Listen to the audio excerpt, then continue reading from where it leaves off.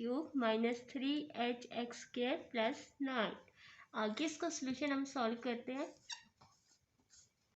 2x³ मतलब 2x³ वो नहीं लिखेंगे, हम 2 लिखेंगे। उसके बाद हमारे पास x² की जो वैल्यू है वो हमारे पास है -3h। उसके बाद हमारे पास क्वेश्चन में x नहीं है, तो x की जगह हम 0 को सपोज करेंगे। उसके बाद लास्ट में हमारे पास कांस्टेंट वैल्यू होती है, आई मीन x के बाद वैल्यू ही कांस्टेंट आती है, तो वो हमारे पास वैल्यू है 9।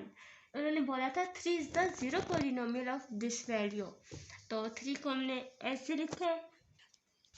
2 हमारे पास एज इट ऐसे ही नीचे तरह है।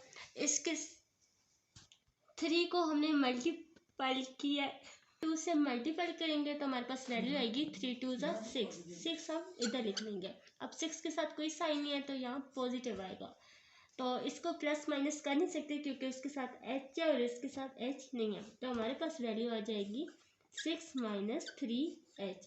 उसके बाद हम इसी 3 को इससे मल्टीप्लाई करेंगे।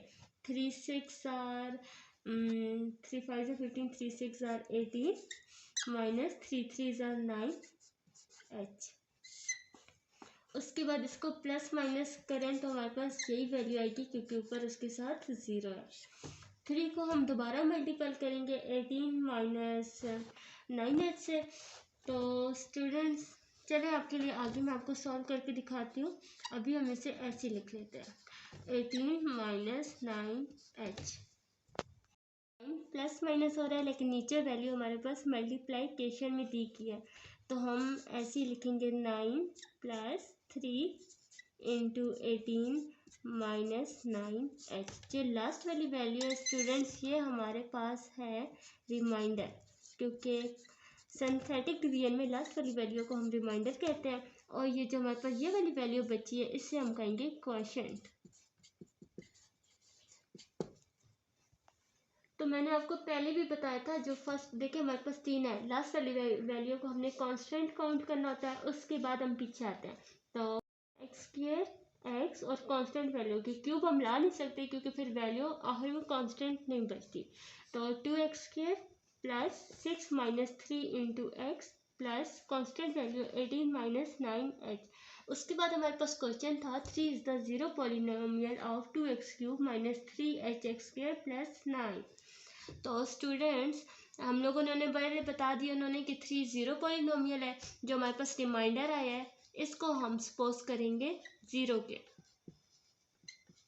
क्योंकि हमारे पास वैल्यू एक इन्होंने वेरिएबल दिए जिसका नाम h है और उसकी हमने वैल्यू फाइंड करनी है। इसे 0 के सपोज किया हमने, तो 9 प्लस 3 को 18 से मल्टीपल करो तो आई थिंक सो 54 आता है। चलिए चेक कर लेते हैं।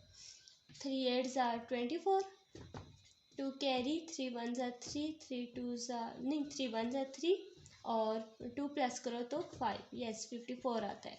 प्लस माइनस माइनस 3 9 आर 27 और एच ऐसे ही आ जाएगा साथ 0।